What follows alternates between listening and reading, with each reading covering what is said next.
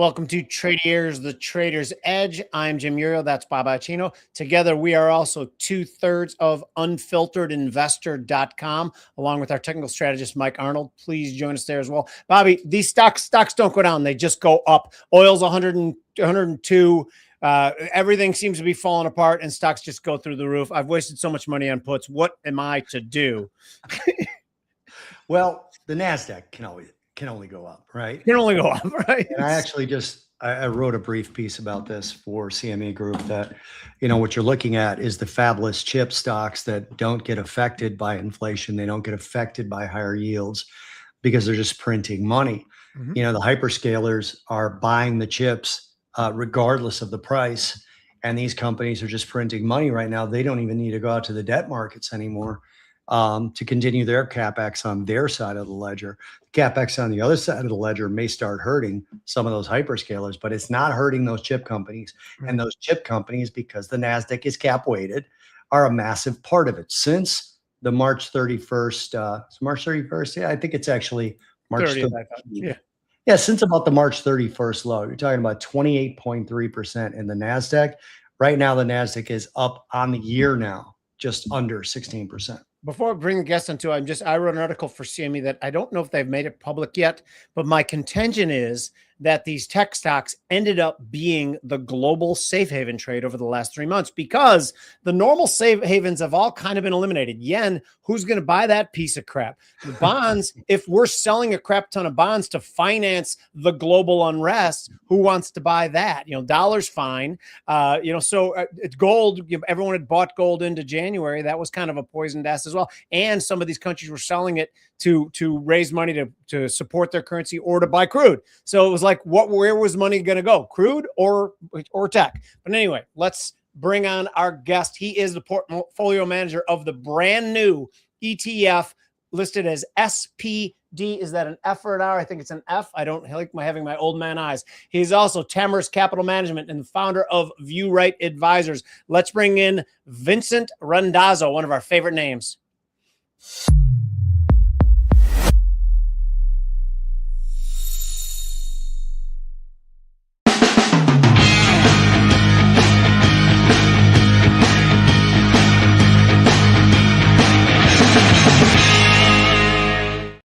So I need to know your opinion because before, just to catch you guys up who are watching now, Vincent goes by Vincent or Vin. My brother Vincent goes by Vinny. And I had said kind of casually that's because we were low class, but Vinny is kind of low class. Vinny's the guy who you send to collect your money. Yes, Vincent, or no?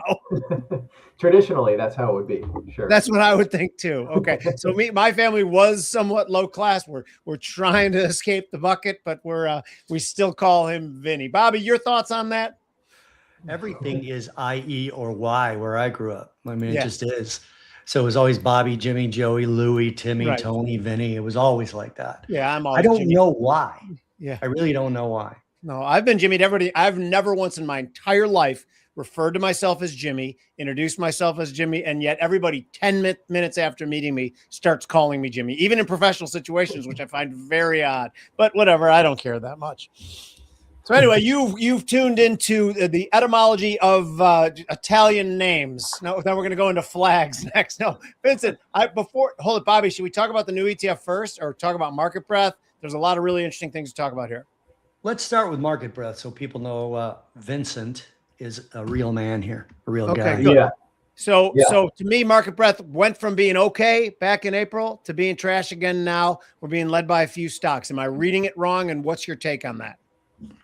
Yeah, I think you're right. It was excellent until about the 20th of April. And since then, it's just kind of been like, I guess the most appropriate technical word I can just say for it is meh. It's really just been not good. Yeah. So that's got us thinking. And of course, the way that I think about markets, I spent my entire career studying how markets communicate through price structure and stock participation, which is breadth, right? How many stocks are going up versus how many stocks are going down? How many stocks are making new highs versus new lows? How many stocks are above their 200-day moving averages, above their 50-day moving averages? This is the guts of the market. And I think in a market like this, in the last 5-10 years even, where the top 10 or 15 stocks are just so massive, and they wag that index around, that when you look at the price index, you can kind of be misled at certain times, right? And that can be dangerous, because most bull markets actually end with new highs in the index, obviously, but non-confirming new highs in breadth. All the indicators I just talked about, have massive divergences. And actually, I want to share just something that'll blow your guys' mind, and this is kind of the reason why I do what I do, which is that this shows you at every single market top since the 1920s, what is the percentage of stocks making new highs at the time of the final high. On average, only about 6.5% of stocks on the exchange are making new highs at the day of that new all-time high. So think about what that means. I mean, it's totally contrary to what people think, right? When they think of a new high in the index, they think of like everyone's just partying, everything's doing great. Well, it's not so. Even more to the point, let's look at this column. The percentage of stocks at the time of the last all-time high that are off 20% or more, on average, 23%, right? Wow. To me, that's massive. I mean, you look at what that means. That just demonstrates why breadth is important. That's why I want to show that to you guys. I bet you're right. It is mind blowing. And Bobby, I'm going to give you the next question, but I want him to elaborate. Where are we at now? I don't see 2026 in there. So no, well, not yet. So right now, I just want to show you. This is my long-term chart. I love to just reference this. This is where I start my day every morning. I look at charts in Optima. They have the greatest breadth package that you're ever going to find out there in terms of technical analysis. I just have my S&P at the top, just with my candles and a simple 200-day moving average. And I want to and on the bottom here, I've got my New York Stock Exchange breadth. So this is the operating companies only advanced decline line, right? It's one of the cleaner advanced decline lines. You can use the all issues, which I also really love, because you include the preferred stocks, you include the closed-end funds and the ETFs, which to me are all measures of liquidity. So if we're really trying to measure something when it comes to breadth, what we're trying to measure is liquidity. How broadly is capital being dispersed, right? And what we saw here back, and I have this chart all the way back because I want to show the contrast. What was the poor breadth back at the start of 2025? And then contrast that to the recent peak in breadth that we had back in February of this year. So in February 2025, what happened was all the way from late November, around Thanksgiving, all the way until February, the index, the S&P 500, also the Russell 1000, made new all-time high, right, in February. So that was February 19th. Now, on that date, though, if you look at this, you had a negative divergence. So in other words, there were more stocks that were going down. Think about what that means mathematically. There are more stocks that were going down than were going up in the 3,000 stock index, that is the NYSE composite, every single day from Thanksgiving all the way to February. So you guys tell me, I mean, is that a fragile environment or is it one that is strong? Yeah, it's fragile. It's like you have a three-legged stool and you kick one leg out. That's kind of the position you're in when that kind of thing happens. So our models, which is called Defender, which is the namesake of the ETF, we had a sell signal that went off out to clients on the 24th of February, right? And it said to sell 1/3 of your equity allocation now, okay? And then 2 weeks later, we had another sell signal, sell another third. So we didn't have to experience the full brunt of this. We were only a third invested for this time frame. Now let's contrast that. So most recently, if you look at breadth, and this isn't most recently, but I'm gonna fast forward it, or rewind it rather, back to February of this year, just to make that contrast. You actually had stronger breadth than price. Price was kind of stuck, right? If you look at S&P was stuck from late October, all the way till late February. But look what that 7,000 level, it just didn't want to break through it, right? Didn't want to go. But look what breadth was doing under the surface. You actually had more of those soldiers that were marching in line, making progress. So at that point, Defender basically said, okay, this looks like a healthy bull market. but we probably have a little bit of clouds on the horizon because we can't break that 7,000. So what does that mean to us? What does that mean to our system? That means we're systematic buyers of pullbacks. So at that point, we had a buy program go off on the 23rd of March to buy an extra 15% exposure. And then also on the 30th, which is literally the day of the low, we had another signal go off, buy another 10%. So we were actually 125% long back up till we got to new highs. Then we just unwind that leverage and we're back to 100%. So that's how the system works, from both the negative side back to the positive side. And you can see the contrast. Now, right now, where are we in terms of breadth? Well, you can see that last time we made a new high, like I said, April 20th. But what's the index been doing? Ripping straight up to the moon. So this is a divergence that we're watching. It could change the whole complexion of what happens next. Right now, I think the weight of evidence is still somewhat positive because we did have such a great move off those lows, and it was pretty well supported, but it just happened to stall out. And then the large caps, the mega caps, I should say, just took it and ran with it ever since this point, right, in late April. So that's what we're really watching now. Bobby? Vince, a couple of questions. Number one, why do you look at the NYSE when the S&P 500 is only, what, about 60% NYSE stocks? You don't mix in those NASDAQ stocks to it. Wouldn't that kind of change? And honestly, I don't know how to do that, but wouldn't it kind of change the way that advanced decline line would look? Such a great question, and that's actually why I use other AD lines. One of my favorites is, in fact, the S&P 1500, which is this chart here in my upper right. It can be, what I like about it is that it doesn't overweight the small caps. I think that might be what you're kind of going with when you talk about the flaw of the NYSE. Well, you got with the 1500, you've got 500 from large, 400 from mids, and 600 from smalls. So you got a pretty even distribution of what you're looking at there. But you had a similar story here where you had the last new high was on April 20th. So most of the time, it's surprising, right? But most of the time actually matches up pretty well, the different AD lines. But I like to use this as a double check, right? If that really makes sense to you. But that's how I do it. The second question I wanted to ask you about advanced decline and the way you look at it. You just mentioned that you kind of like to take profits when you see these kinds of things happening. Is it also possible, but not likely in your view, that the advanced decline line can catch up? And have you seen periods of time where that's happened as opposed to the sell-off coming? One thing we're looking at, and I looked at it specifically with Apple, is the distance from the 50-day moving average. And it's right about at its peak when it usually gets about a 7 or 8% sell-off, Apple stocks specifically. But there are times that didn't work.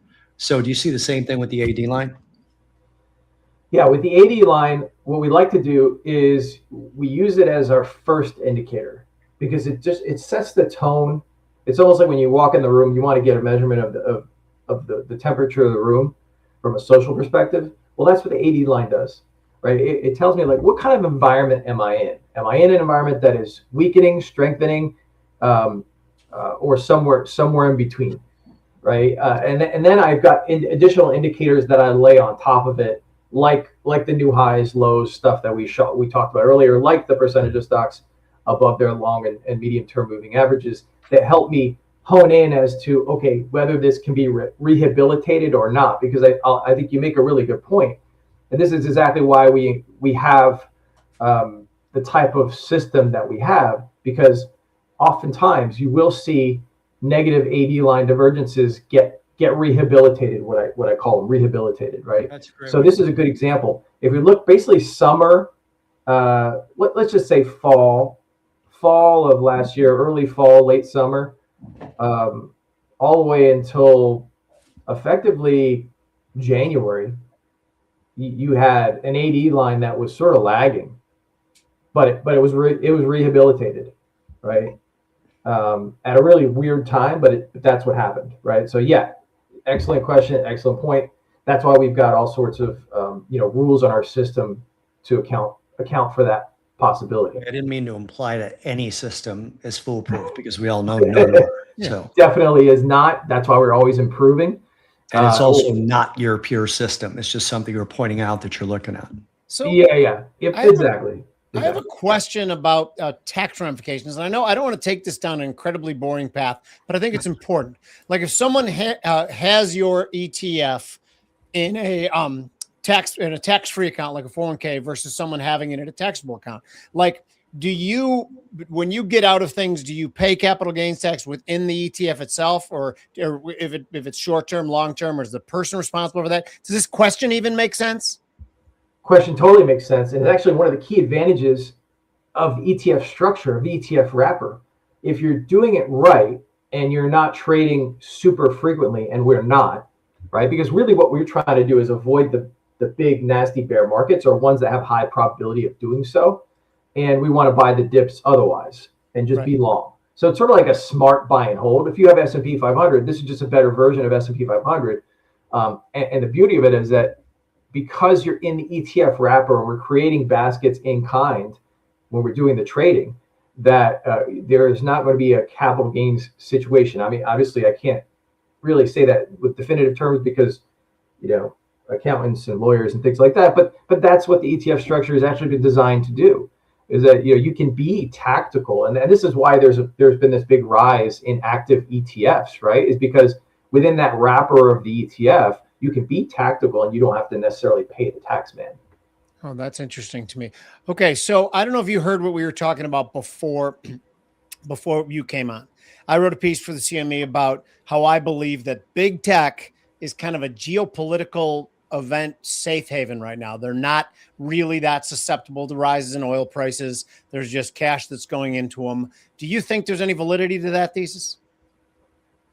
I think it's a great point. I mean, these are the modern day Nifty 50, if you will, right? I mean, the powerhouses of the economy, kind of almost impervious to cycles, if you think about it, just in terms of the cash flow. The only thing that I think people need to think about is that interest rates have a long history of changing valuations and what people are willing to pay for stocks. So if we do get into a rate regime change environment where rates are rising, again, this is outside my wheelhouse, but you asked a good question. I'm going to try to give you the best answer I can. And that's something that could change that whole equation, because you can have the best fundamentals in the world. But if the market is dictating a lower multiple for that performance, then the stock is going to get derated no matter what. And that's what happened in the Nifty 50 era, honestly, right? Because you had interest rates structurally rise during that whole late 60s and through the 70s and early 80s, which is what caused the secular bear market and we had that period of stagnation. And this is what people forget. And this is, again, goes back to why I created the SPDF ETF and the Defender program, is because lost decades like that, they're not a bug in the system. That's just nature, right? 2 steps forward, 1 step back. That's your 1 step back. You might sit there for 10 or 15 years and move sideways. Last time it happened was 2000 to 2013. We were all in the business when that happened, and we all remember it. And I think, listen, 17 years into this secular bull move, I don't know when it's going to end. I just know we're getting closer to the end of it every day. And we need to have, you need to have a system in place. You need to be prepared for that, right? Rule number 1 is be prepared. So I want to go into the ETF, but I wanted to ask you something specifically about the way that things shift. And again, this may not be something that you want to pine too much on, but we all remember FANG, right? Wasn't that long ago where the FANG stocks were the thing. And they were going to go up forever, according to Jim Cramer, who I think is stupid. But from that, we went to, yeah. And then from that, we went to the Mag 7, which is where we are now. And I'm sure there were things before that had nicknames. And now we're talking about the chips versus the hyperscalers, right? Is this another one, in your view, that is long-term impervious, that's going to become pervious if that's a word?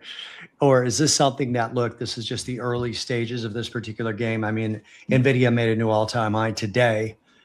And again, I think the Iran war adds to this because they're not hurt. So you take money out of, something like an Apple or a Meta, and you go into NVIDIA, they're not hurt by CapEx because they're just printing money right now.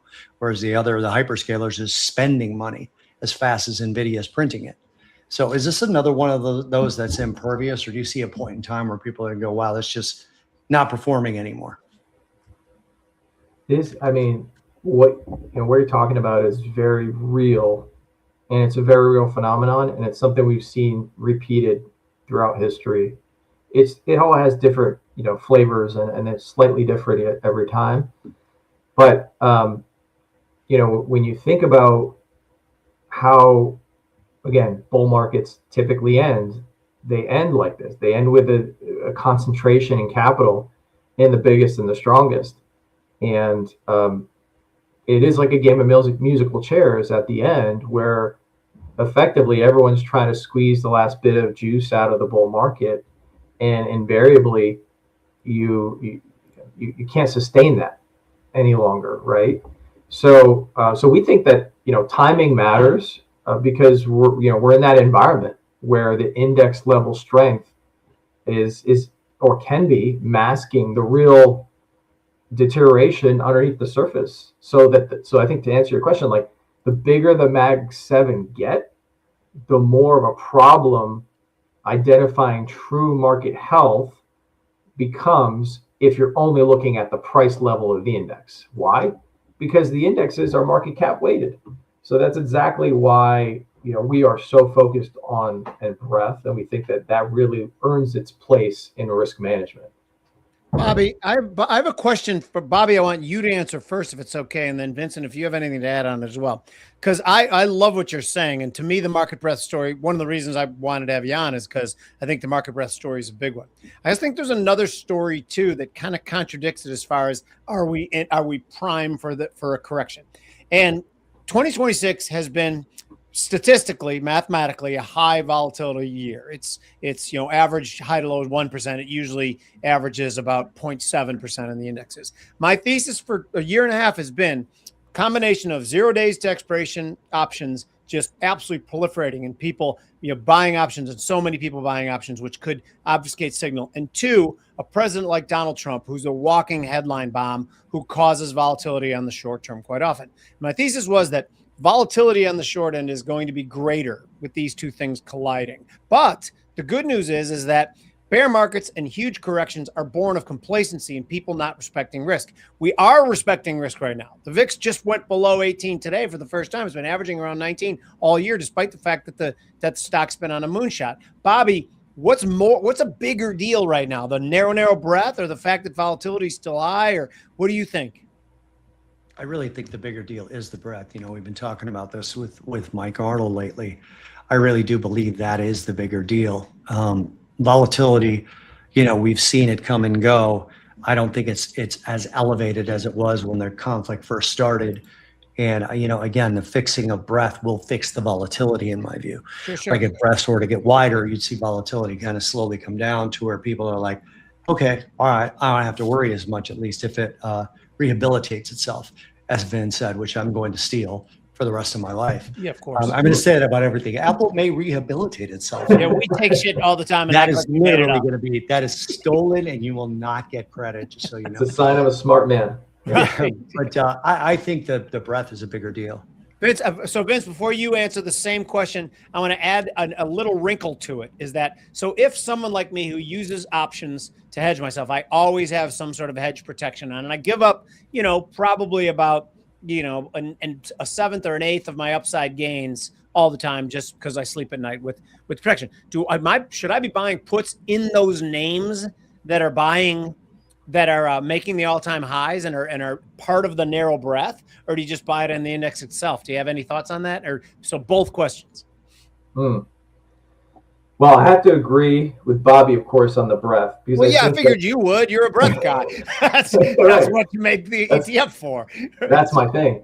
But I'll tell you why. In addition to what Bobby said, which is all true, the other factor is that breadth is also a measure of risk appetite, if you think about it, right? And it's also a measure of confidence. So, the more confident investors are, the more willing they are to distribute capital more broadly, right? So it's a liquidity measure, it's a stock participation measure, and it's a sentiment measure if you think about it. But it's not a contrarian sentiment indicator, which I think is really important to recognize. So yeah, like Bobby said, the breadth situation will solve the VIX situation, right? And then your other question on proper hedge, right? Yeah, the proper hedge. Okay, to me, I think that those are the stocks. When you see this situation, those are the stocks that are usually going to hold up the best for longest, but then they ultimately give way. The question is, which ones are we talking about, right? Because we just saw big corrections in some of these, Microsoft got crushed. It's still on its way back up, right? So, there's certainly going to be winners and losers. I think you just got to be really aware of that. And to the extent that, earlier you guys were talking about distance from 50-day moving average, things like that. Yeah, in certain situations, you do want to be hedging those stocks that are so far deviated to the upside because, let's face it, and you guys know this as traders, parabolic moves don't get solved by a small pullback. That's not the way it works, right? You know what I mean? So I think you're onto something. I think what you're saying makes sense to me. I don't know. I think every situation will be a little different. Every stock's a little bit different, but in general, I would tend to agree with that. Right. And so the parabolic move, for you guys who are watching, the parabolic move displays some sort of recklessness by the investment community in throwing money at something. And they're like, shit, we got to be involved in silver back in January. And then all of a sudden everybody throws in at the same time. That's where we see those parabolic moves. We have to take a quick break. Luis, will you put up the banner real quick? So for you guys, this is the part of the show where I ask a favor of you guys watching. I appreciate all the help you give us. We want just this tiny bit more support. Please try Tradier Pro for 3 months for free. We talked to options traders who've been doing it for decades, and some have been doing it for just days, and they all say the same thing about Tradier Pro. It is the gold standard in options analysis and trading platforms. Just scan that code, 3 months for free. We will appreciate it. And now back to the show, Bobby. Sorry, I was just retweeting our show and somebody put up Derek Jeter's dating diamond, and I'm realizing I would want to be married to any of the women that were on Derek Jeter's. Did you say wouldn't or would want to be married? Not want to be married to them. Even the Jessicas, I think the Jessicas are pretty fine. Yeah, but you're married. You're after Derek Jeter. Who are you? Good point. Right. You know the story that he used to have with the women he'd sleep with, which he was prolific as hell, but he'd have gift bags in a closet, and the morning after he'd hand them a gift bag that had jewelry and things. Seriously, swear to God. But again, then those would have our name in them. Here's a guy that might marry you after me. Well, yeah, and the whole point is that I don't respect, guy. I'm not one of those locker room guys he gets a ton of women. I don't never respect that. But the fact that Derek Jeter is now he seems like a family man, that seems like a pretty good rally to me. Thoughts on that? Are you a Yankees fan, Vincent?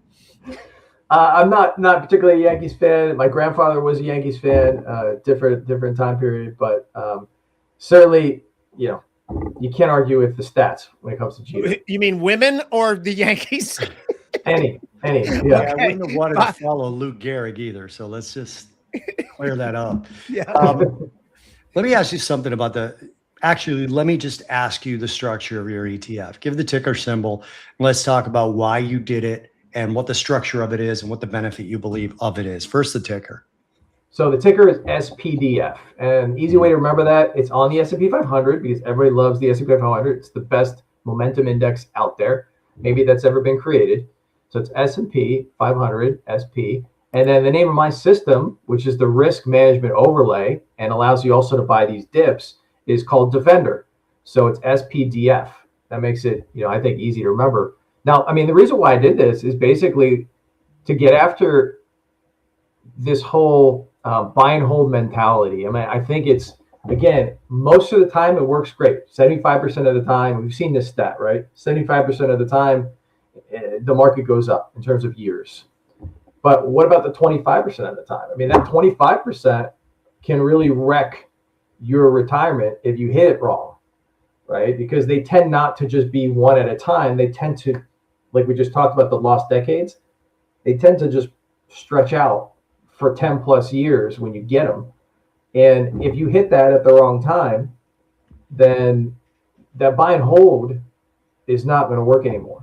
So what can we do? I set out to answer the question, what can we do that is going to get the best of both worlds, right? Because I like buy and hold to a certain extent, right? For my core part of my portfolio that I'm not trading on the S&P 500, okay, great. But am I just ride or die that thing all the way down 30, down 40%? No. Why would I do that? If I have the tools and the ability to get out of the way when that freight train is coming down the track, why wouldn't I just get out of the way? Get out of the way, live to fight another day, and compound through the whole cycle. Not just when you're going, not just when the market's working to the upside on a secular basis. So let's just figure out how to stay invested as long as we possibly can, but with the caveat of avoiding the big drawdowns, right? So I was able to figure out a systematic process to scale out, right, in 1/3 increments ahead of big bad bear markets, and then get back in all at once so that you don't scale back in because the bear market's already happened. We're not trying to be cautious at that point. So we're all back in when we get back in after a bear market. We get all back in at once. And then in a healthy bull market, like I demonstrated earlier, we're buying the dips because what else is there to do besides buying and holding? We want to be buying the dips, right? So yeah, I set out to solve what I thought was a real problem. And normal people don't have access to this kind of product, honestly. The closest thing you're going to get is through these buffer ETFs. And frankly, they leave a lot on the table. You're capped on the upside. You're not protected all the way on the downside. So the whole point in doing them is that you're protected on the downside, but you're only partially protected on the downside. And then, of course, they're taking your dividend, too, to pay for this. So I know you're going to go into how you protect against those downtrends, and I want you to go into that. But I was at a fund of funds for 8 years, and I was on the investment committee. And because of mine and Jim's expertise is shorter term trading, I was on the investment committee for unestablished managers, right? We basically called them unestablished managers, and that was a track record of 3 years or less. And I used to tell people all the time what I learned on that investment committee, getting all these performance sheets in from all these different advisors and hedge funds and CTAs, is that the S&P 500, if you brought that in and you just put Randazzo fund on top, we would have crumbled it up and thrown it away because it averaged like 8 to 10, let's call it 8 to 11% returns. And every 8 to 10 years, there was a 50 to 70% drawdown. Right. We'd be like, fuck this. We're not investing in this guy, right? Yep. We would throw that away. So I'm assuming that's what you're talking about and I know somebody personally who had like $5 million. And then in 2009, he had like 2, and it was that same thing. He was invested way too long. And so that's what you're trying to defend. So how do you defend against that? Because you're right. From the way that the three of us look at investments, the S&P sucks. The drawdowns are too big. Right. Yeah. Excellent question. And in terms of the mechanics, so we talked about breadth. And what I did was I use all of my indicators together in a system that I have sort of a preconditions. I have my preconditions, and then I have triggers. And at each trigger, again, it's all quantitative by breadth. Each trigger, I'm taking a third out. And this is all just based on observations. I shouldn't say just. It's based on 100 years of data studying market tops. What are the common traits they have? What do these indicators do when you have tops, right? And then I built a system around triggering those. So when we go and we cut the third, we're not doing anything fancy. We're just going to go to T-bills, right? So we're not going to cash. We're not going to bonds because I'm not a bond guy, guys. I'm a stock guy. I've done this for 25 years. That's what I do. I'm not a bond guy. So all we're doing is we're taking that allocation, that 1/3, and we're just going to put it nice and safe into T-bills until the time comes to buy again. But that's really it. I mean, again, it's not overcomplicated. It's not discretionary. It's not by my gut. It really doesn't have much to do with me, except the fact that, I did all the research and I built the system, but the system is the system. So I have a quick question is that if you look at what your ultimate goal is for this fund, is this safe to say that you'd be happy if gains over time were just the same as the S&P, but if those big drawdowns were cut in half, would that make you happy? Yeah, and in fact, in the testing and building this, that's basically what I achieved. That's the goal. Okay. That's the objective. I want to have almost all of the gains and about half the loss. Right. Love it. Yeah. Bobby? So I don't want the audience to think we're neglecting them. So I'm going to put up a couple of comments, but then I got to follow up on something that you said, Vin. First of all, Remo said, afternoon, everybody. He always does that. He's just a great guy. Like, he's just a great guy. He's in our tribe, Vin. And then he also said New York Yankees, and I'm not sure at what part of the show he said that. He's probably a Yankees fan, is my guess. And then Widge made a good comment about people just buying dips like crazy. He said, if you remember becoming numb to violence during the 2020 riots, that's what I think we're at in participants in regard to headline risk and index investing. I think that is a great way to put it. That guy is so damn smart, I can't stand it. There's no question. Yeah. So I want to have a follow-up question. I wrote down where you said, we're all back in when the bear market is over. When the hell is the bear market over? Like, do you wait for it to make a technical correction back to a bull market, or what do you do? Yeah. So the primary, secret sauce, I apologize. No, I mean, I could speak in broad generalities, right? But what we're trying to do is, again, it's using breadth.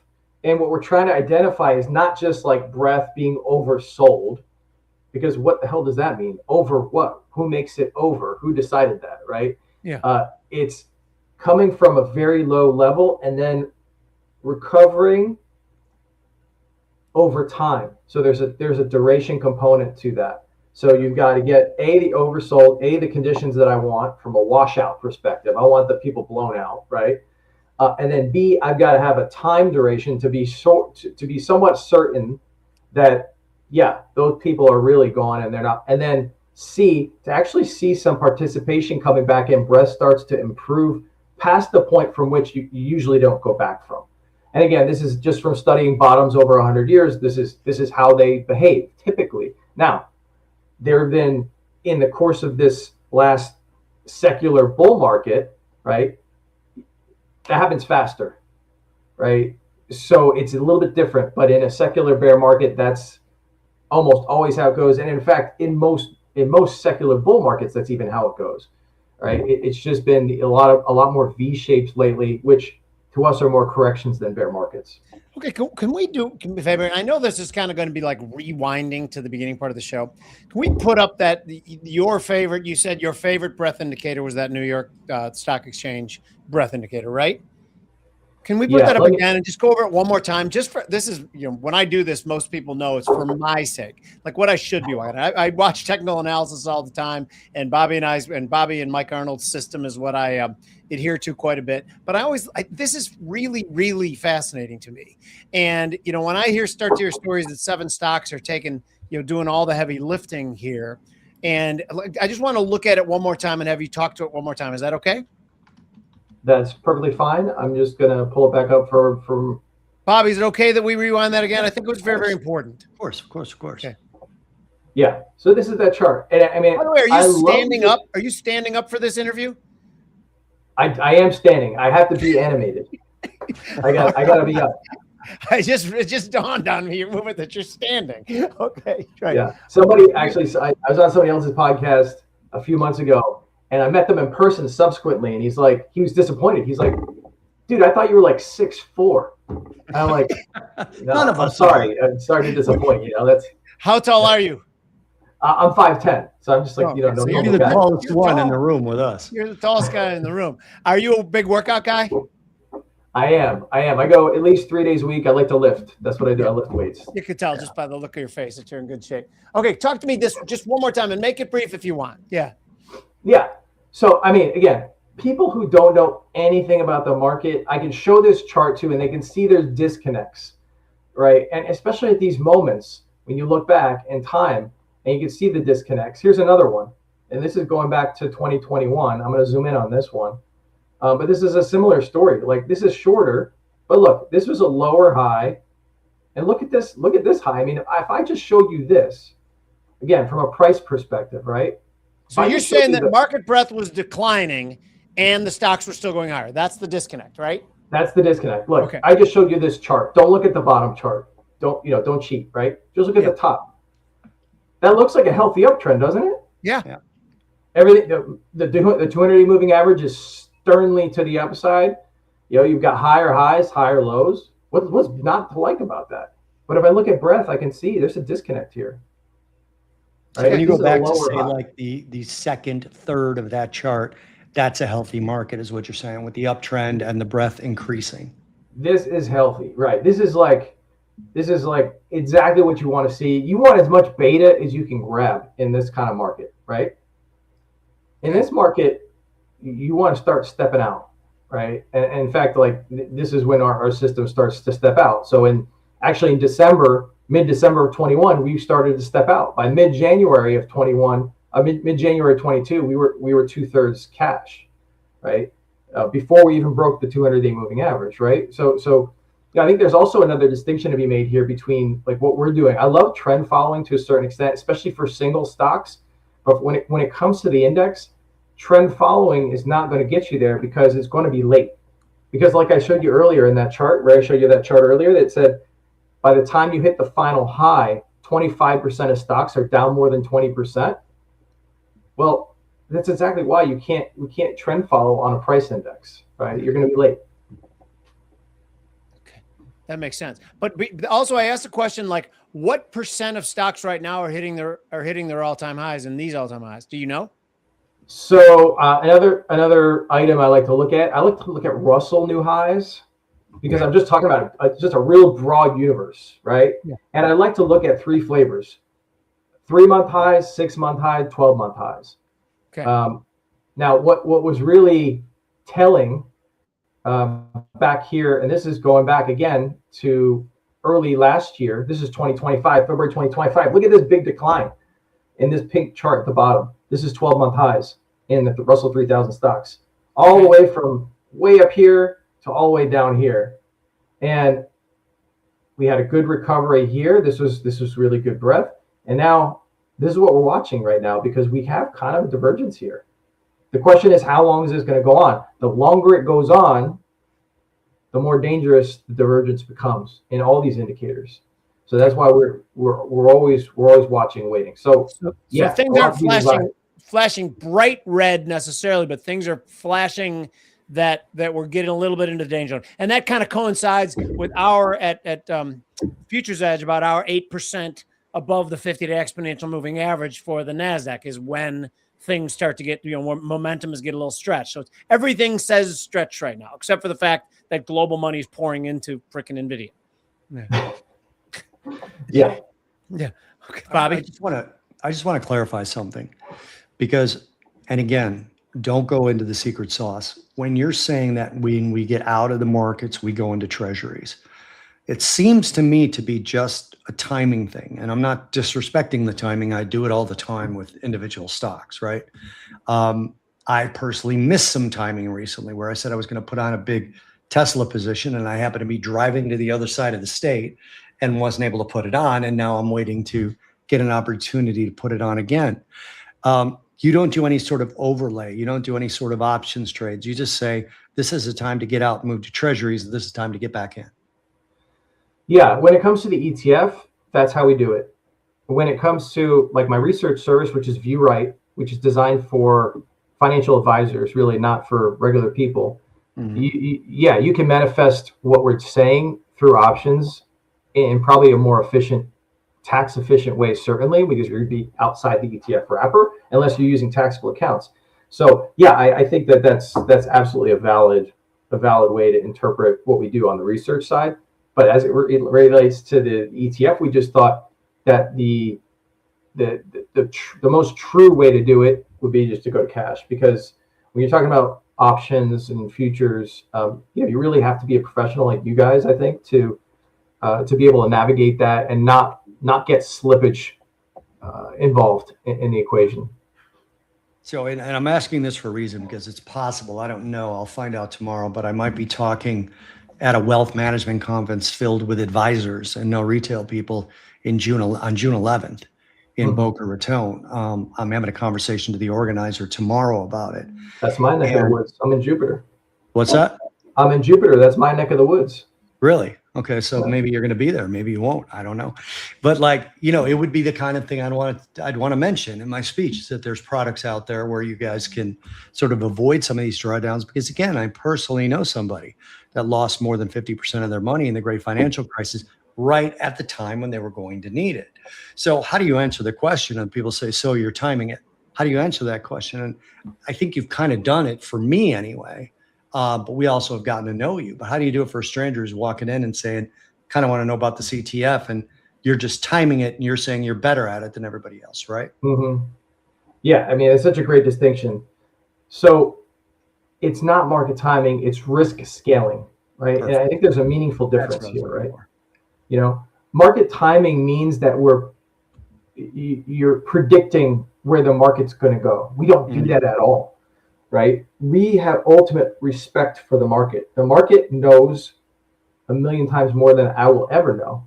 So the best thing I can do, the smartest thing I can do, is to watch it really closely. And the way that I found watching really closely works for me is through breadth, right? We measure where the market is, how many stocks are doing what they're supposed to be doing, right? How broad is that advance or decline? And then we adjust our exposure based on that. So we're not forecasting, we're just listening really closely to the market. We're observing and we're responding. Right? That's a great answer, because you're basically saying look, there's risk right now, so we want to take some off the table. The market's getting healthy and we're looking at it early. We want to be all in right here. It's that kind of a conversation. Yep. Yeah. That's a great answer. Bobby, can I ask a couple personal questions, or you got any more market stuff to do? I got one more, but go ahead. Okay, so no, because when Bobby and I were in Palm Beach last week, and my Friday plans, my flight home wasn't until Saturday, and there was no other flight. Bobby blew me off because he went home. The other guys, they canceled on me. So I put into Gemini. I said, I like beach bars. I don't really love Palm Beach. It's more of a golfer's thing. Where should I go? And they said, go to Jupiter Inlet. And I went to the Square. I went to the Square Grouper, it was great. The band was playing. I went to a couple other different bars too. I was always under the impression that there was nothing on the Atlantic side that could really draw me in, but Jupiter was actually threw me a bit of a curveball. Now, if you're on that inlet, how close is it to go to the beach? And is it a cool beach? I didn't go there. It's a great beach. My family. So I moved down here 10 years ago from New Jersey, and after a week of being here, I told my wife, I'm never moving back. No offense to your family or mine, but this lifestyle, I mean, I can't get away from it. Yeah, I'm 5 miles to the beach, wow. And you think about it, this is where some of the rich and famous, have their winter houses, right? It's not tourist stuff. It's like we have our second homes here and we're really wealthy, and this is where we do it, right? So yeah, I love it. I would never move away. And I think, like you said, that spot is great. Guanabanas is another good one. Lucky Shucks is right there next to I went to all three of those. Yeah, I drinks at all three of them. And Bobby, you see, the Square Grouper, it almost kind of seems like an old time Lower Keys kind of beach bar, but the clientele, you can tell, have money. Like the women, I don't know how to put that in the family show. They have money. There was money there. Yeah. Bobby, what's your last question? My last question would be, so you have a new client, you're a money manager as well. You have a new client and you say, I'm just going to do for you essentially what I do in my ETF, right? And actually, I want to put up Remo's comment, Luis, before I ask my question, because we're going to run out of time. He says, SPDF market breadth strategy, has it been back tested, and how does it compare to buy and hold returns? You answered that, but he may have missed the answer there. So let's answer that first. Yeah, I back tested all the way back to 1988. That's only 1988 because that's where I have all my indicators with reliable data. It goes back to 1988.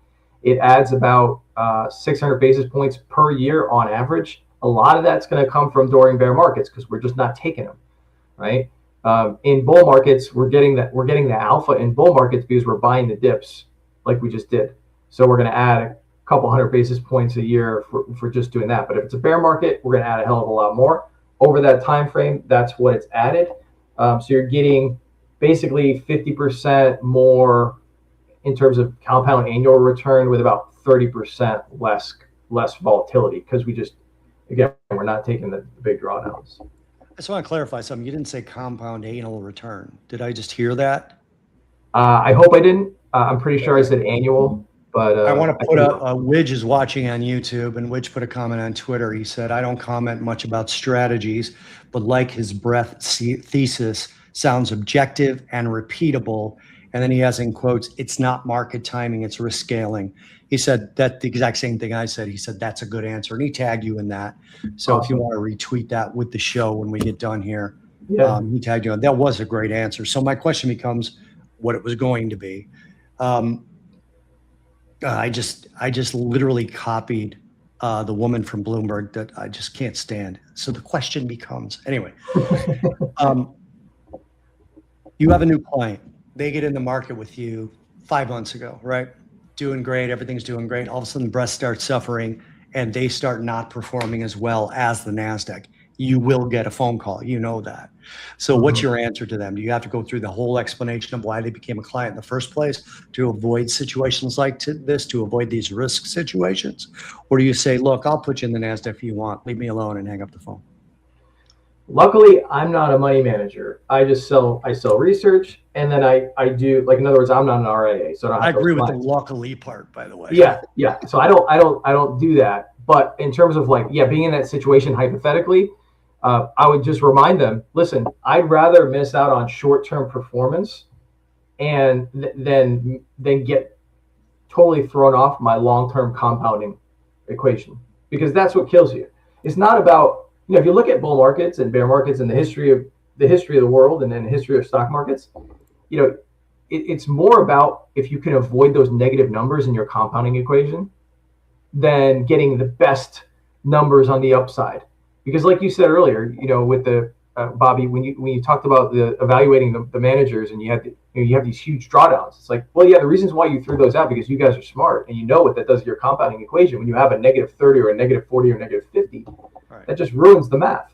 Yeah. Right. People don't realize how powerful compounding is. They don't think of it that way. They think I made 6%, then I made 7%, I made 13. That's not the case. Nope. Right. Well, and what they also don't realize is that it works in reverse too when it comes to those negative numbers. Right. So you think about it, like you miss out on compounding for 10, 12, 15 years if you hit a lost decade. You're just not compounding. All right. Right. That's killer. That's killer. And if you hit that when you're 50 or 60 or 70, that's rough. We've got somewhere in the range, Jimmy, of 1,000 people watching. So take us home. No, let's do it. Thank you guys. Thank you very much, Vincent. This was, I remembered the last time I talked to you, and each time I've talked to you, you've opened my eyes more to market breadth, which is not a signal that I use very often, but I think it's actually really, really important. And particularly it's going to be really important over this next month. Thank you guys for joining us. This is one of my favorite shows to do because of the live element, because you guys with your comments and your DMs, I appreciate that very much. Thank you. This has been Trady Ayers, The Trader's Edge. Please also join Bobby and I. We are 2/3 of unfilteredinvestor.com. Join us there as well. Thank you for joining us on The Trader's Edge. Thank you, Jim.